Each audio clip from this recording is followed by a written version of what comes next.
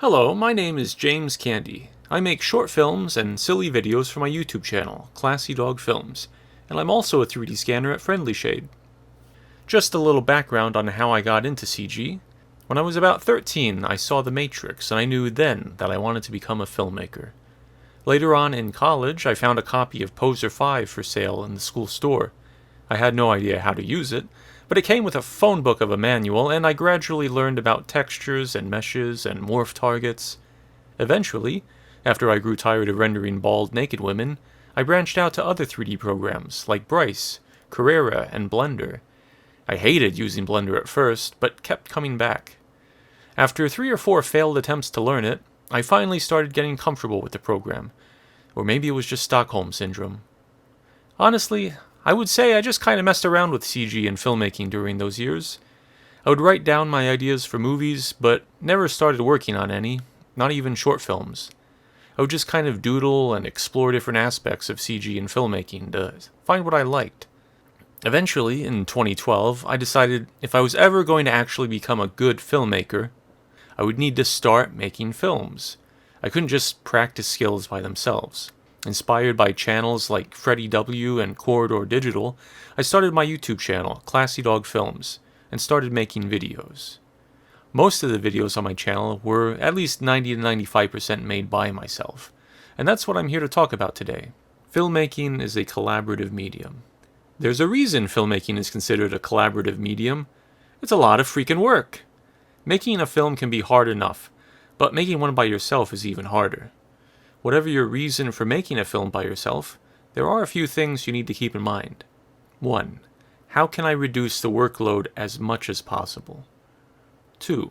How will I solve the problems introduced by being the only person working on this project? And 3. What are my strengths and what are my weaknesses? There's a lot of information out there now about filmmaking in general, and a lot of it is relevant no matter how big or small the production is. However, there are some distinct differences between working in a group and working by yourself that I believe should be considered before beginning. Let's take a look at what I like to call the 5 facets of filmmaking. These 5 facets are the technical, the practical, the logistical, the mental, and the artistical. The technical. This is perhaps the most obvious category. How do you make it? How do you use a camera? How do you create a model? How do you set up lights? The practical. What is within your means? You could render at 8K resolution, but should you? You could spend half your budget on a cool new lens, but is it really worth it? You could model every building and street in New York City, but how long is that going to take? The logistical. What needs to happen in order for the work to get done? This is figuring out what you need to do so that you have it when you need it. For example, modeling comes before texturing, which comes before animation, which comes before lighting, which comes before rendering, which comes before compositing. You're not going to be able to film without a camera. You're not going to be able to animate before you have a model. You're not going to be able to composite if nothing is rendered. The mental. Setting yourself up to accomplish what you've set out to do. This is about being in the right mindset to make good decisions. It's about not feeling like crap about yourself. This is extra important when you're working alone. And last but certainly not least, the artistical, the art part. This is the only facet that someone viewing your film will see. They don't care how grueling the process was. They don't care if it didn't turn out the way you wanted. They only care about the voice and the tone of the movie in front of them and how it made them feel, if they connected with it on some level. These 5 facets will overlap and influence each other. When you make a decision in one, it may affect your choices in another. Sometimes you'll have to make decisions giving more weight to one facet than to the other. For instance, maybe you choose to do something that isn't very practical because you feel the reward will be worth it. I'm just going to touch on some basic suggestions for each of these 5 facets, and I'm going to start with the mental because I think this is one of the most important facets of making a film by yourself. The mental. Filmmaking encompasses a lot of different tasks. When you're working with other people, you share that load. Even if it's a small team, you have people you can rely on to help everybody get through this wonderful, terrible ordeal. But when you're working by yourself, there are no team members to help motivate you and share the workload. It's going to be up to you to make it happen. Don't spread yourself too thin. The more projects you have going on at once, the harder it's going to be to get any of them done. Even making a simple film can be a big challenge. If you have a lot of other things going on in your life at the same time, it's going to be hard to get through it. I really recommend not having more than 2 or 3 things going on at once, including your film. Sometimes that means knowing when to say no to someone or something. Stay organized. Don't just try to hold all this stuff in your head. Write it down. You can use lists to stay on track. Make a to-do list for the day. Make a to-do list for the week. Make a to-do list for the month if you want. Lists help. They get all this stuff floating around in your brain down on paper and make it clear. You can see right in front of you what needs to happen that day and that week. And as you complete tasks and cross things off, it helps build your confidence that you're making real progress. By the way, these to-do lists that I'm talking about are directly related to making a plan, which is something I'll talk about in the logistical facet. Keep a tidy space. Don't just think of staying organized as a mental thing. Keeping your workspace clean and organized really helps too. It's not just about being able to find what you need, it's about having the space to work comfortably. If your desk is messy and uncomfortable to work at, for example, you're more likely to procrastinate or take a break. And speaking of procrastinating, if you find yourself doing it a lot, that's a habit you'll have to force yourself to overcome. Tell yourself, just get started on it. Just turn on the computer. Just open the program. Just open the file. Take these simple steps to get started. Often, I find the hard part is just getting started. Then it gets easier. The artistical. This is undoubtedly the most subjective facet of filmmaking.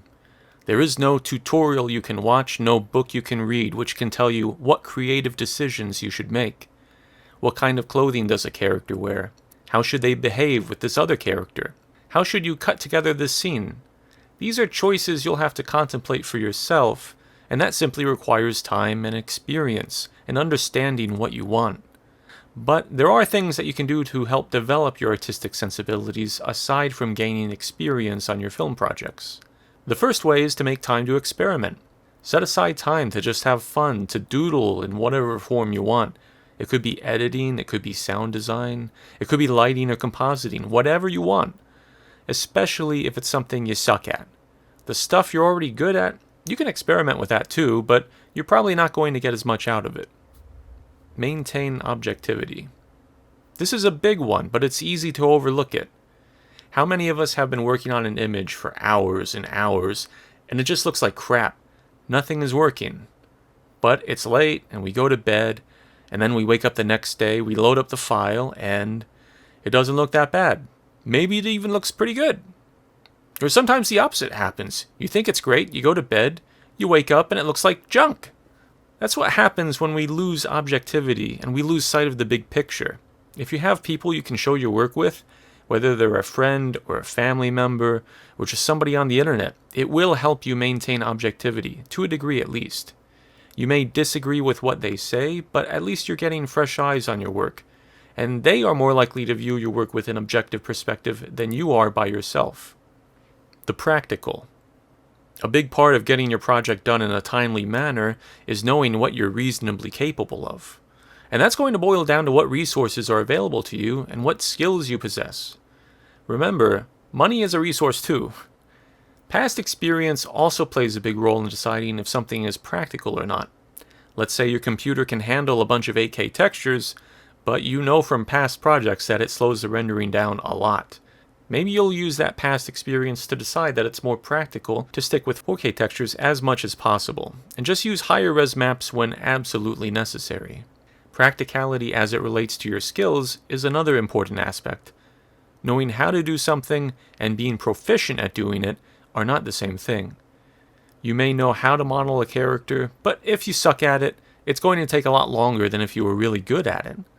In that case, modeling something yourself is not going to be a practical choice.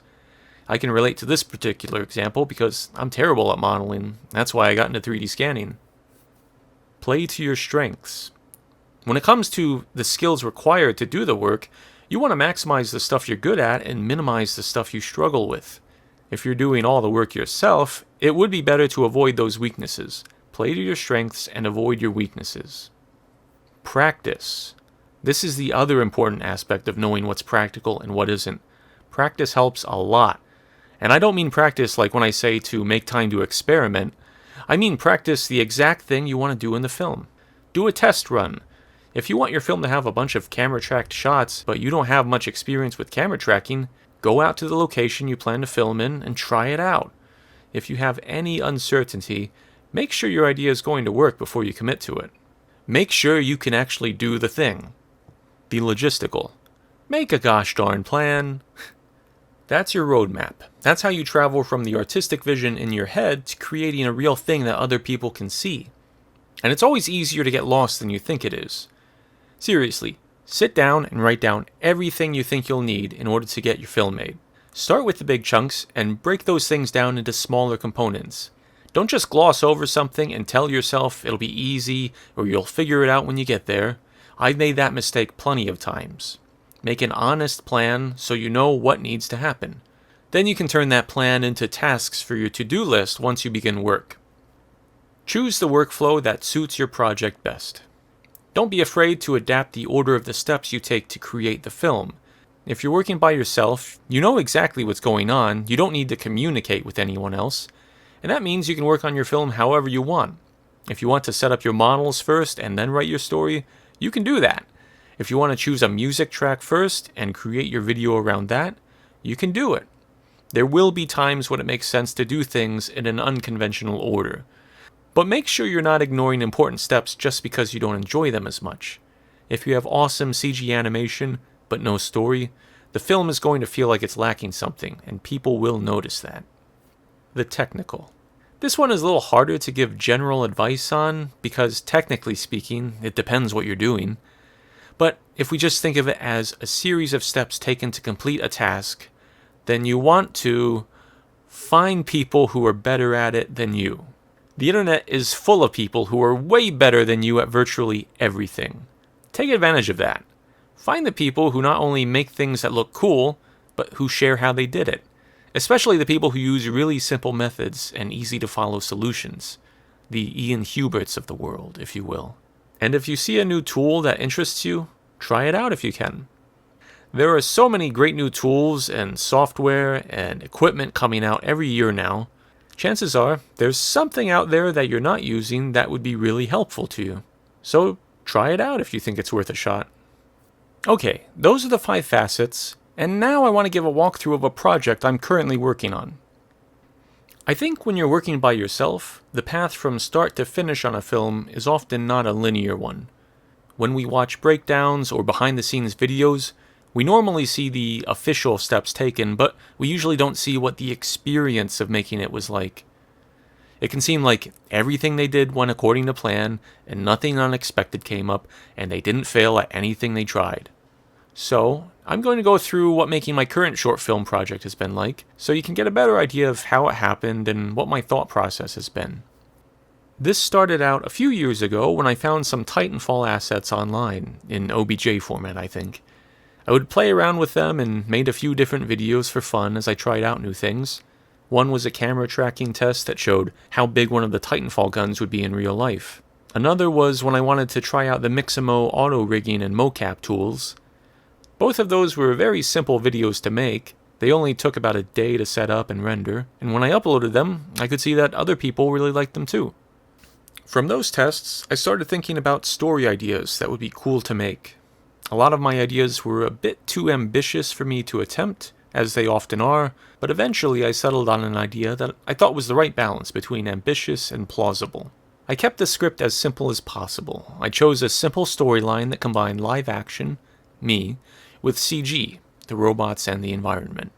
My character would just be standing in an environment and observing these big robots while they moved around him.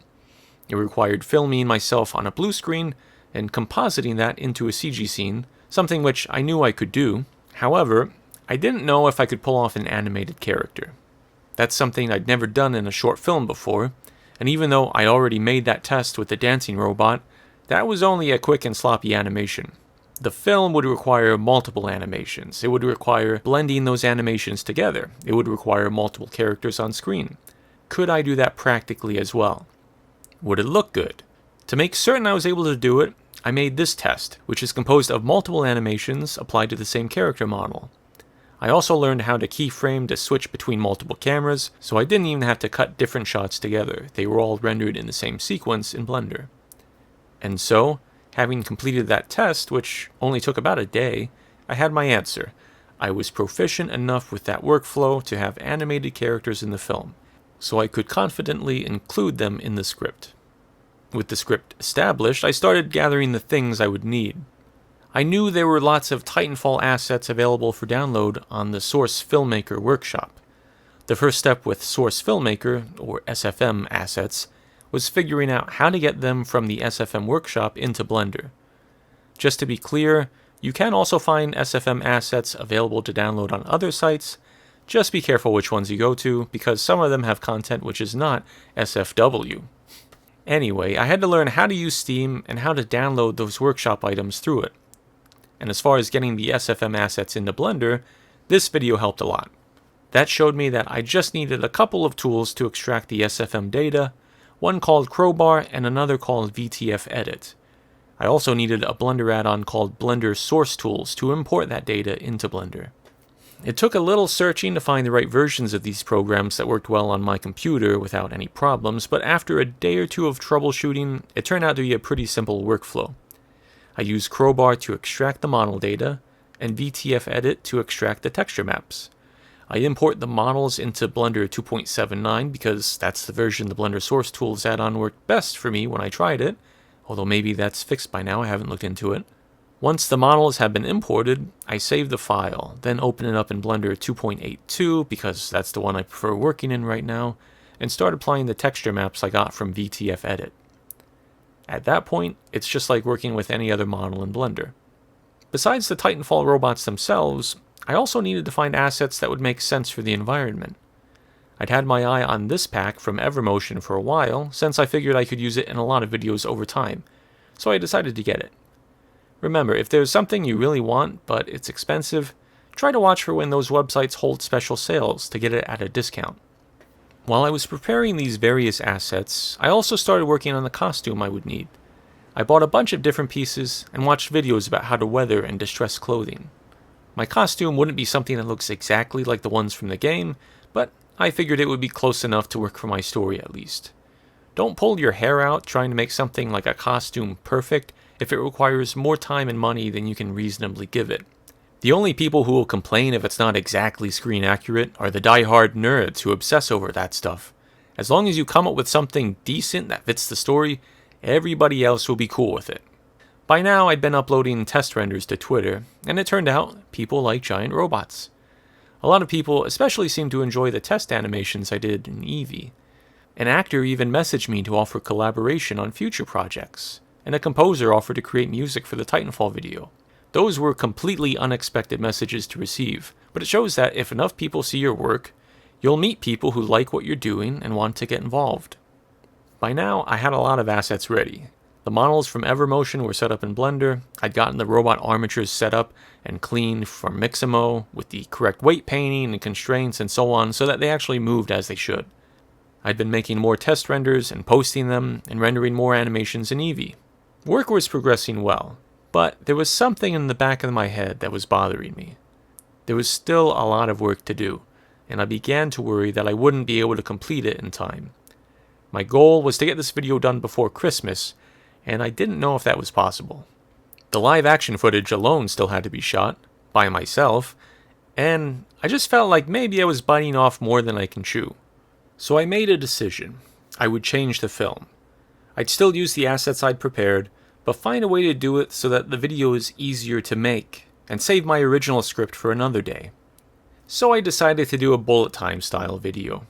No live action footage, no character animation even, just some cool shots and music, and find a way to make it interesting and entertaining to watch.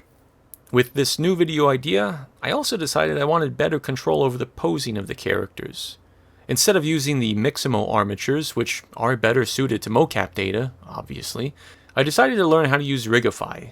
It took about a week, but I learned a lot about the basics of rigging, something I've always hated, but which now is a lot less daunting for me. I also found more assets I could use on the Gary's Mod workshop. Fortunately, converting them was virtually the same as converting SFM assets. It just required one extra step beforehand, which was using the Gmad extractor, which actually comes with Gary's Mod. By the way, since this might be useful to some of you, I want to mention it. I ran into an issue when I was parenting the meshes of the soldiers to the armatures. There were lots of separate pieces of the mesh that didn't get weight painted, even though everything was joined into one mesh and duplicate vertices were removed. I ended up finding this add-on, Voxel Heat Diffuse Skinning, which worked really well and saved me a ton of time since I didn't have to manually fix the weight painting. And now it's a tool I have that I can use anytime I need to in the future, so it's well worth the money in my opinion. I ended up rigging about 16 different characters, including 3 robots, for this new video.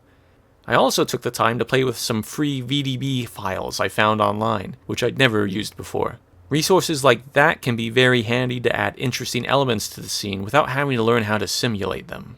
Initially, while I had a list of ideas for shots for this new video idea, I was still a bit on the fence as to what the point of the video was. Even if there's no dialogue or character animation, I think it's still important to have something as far as the story goes. What is going on? What are these characters doing here? What emotions do we want to convey? It was around this time that I remembered the old Halo Believe ad. If you've never seen it, it's a commercial for one of the Halo games that was filmed using miniatures in a big diorama. The only thing that moves is the camera, but seeing the different expressions and poses of the soldiers, along with the music, makes it really memorable.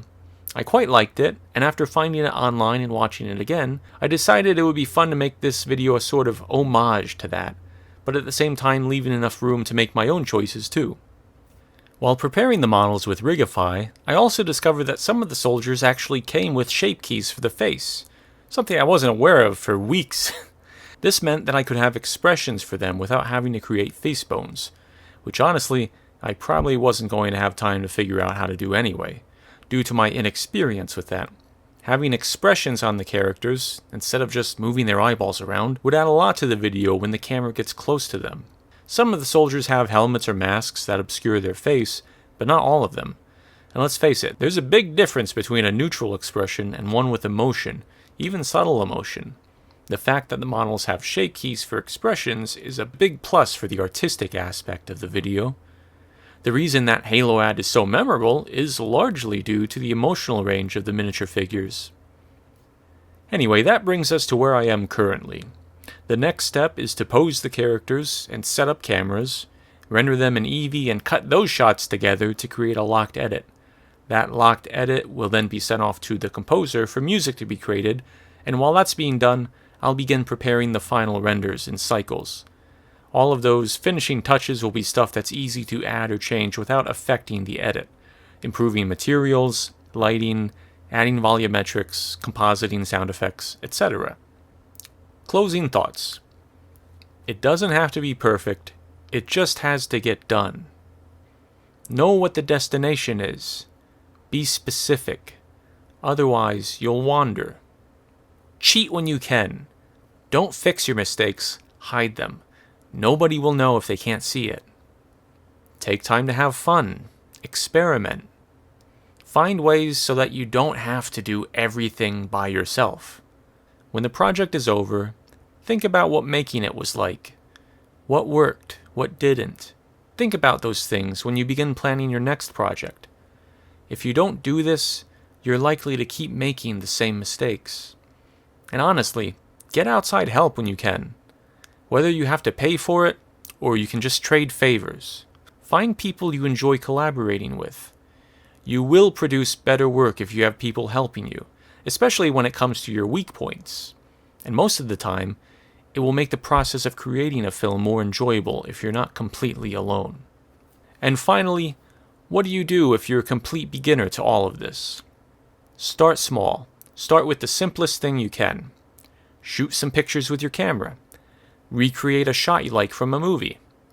Make a 10-second film. Find the things you enjoy and follow your curiosity. We all start from the same point. Our strengths and our interests just take us in different directions. Thank you.